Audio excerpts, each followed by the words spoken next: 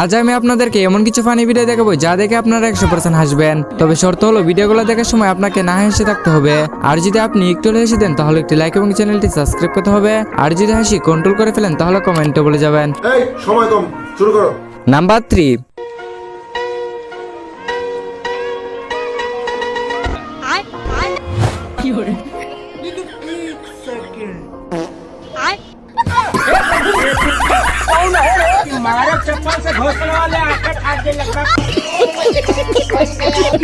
Number 2।